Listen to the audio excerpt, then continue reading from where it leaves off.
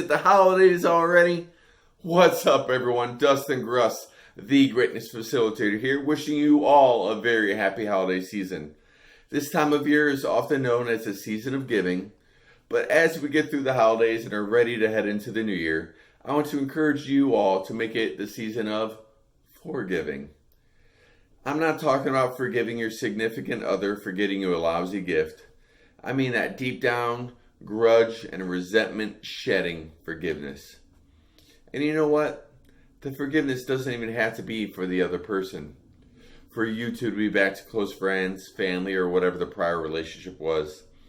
The forgiveness could and should be for you. To let go of the weight that anger, regret, resentment, and hate bears. You don't need that as you head into the new year. It's a chance for a new start. The new you that everyone keeps talking about around this time of year. For real, this is your chance to start fresh in at least one way. Dr. William Orr once said, "There is only one thing evil cannot stand, and that is forgiveness."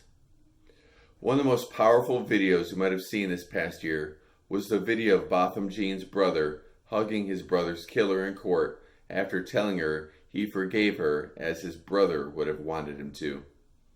The amount of love that must have took, evil must have been pissed that day. Jesus, in his dying moments on the cross, pleaded, "Father, forgive them, for they know not what they do." Okay, those are two extreme examples, but I think they paint a clear picture. What is it that you're holding on to a grudge about? Is it worth dragging behind you for the foreseeable future? Or would you rather cut that chain and be free?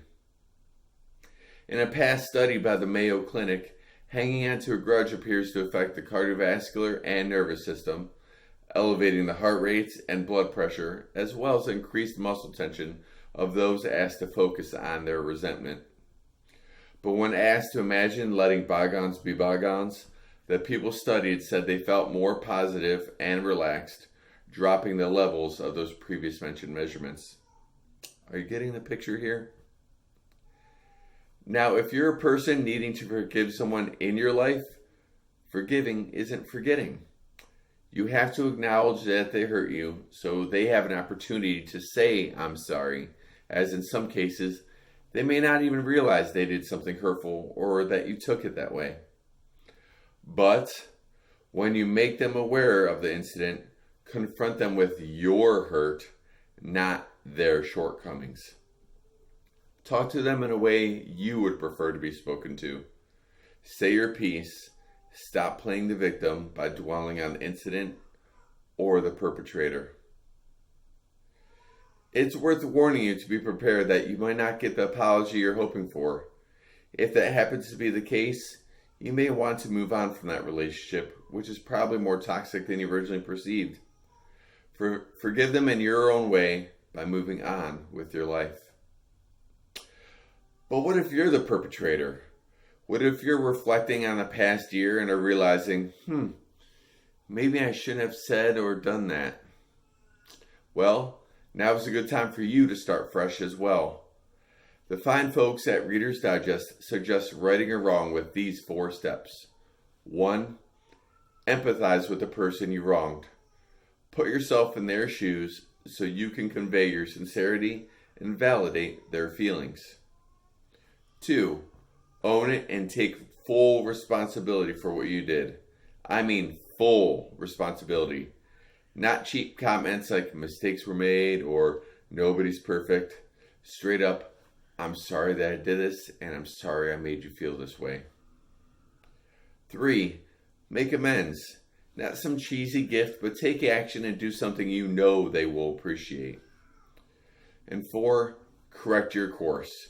When you apologize and tell someone it won't happen again, it better not happen again.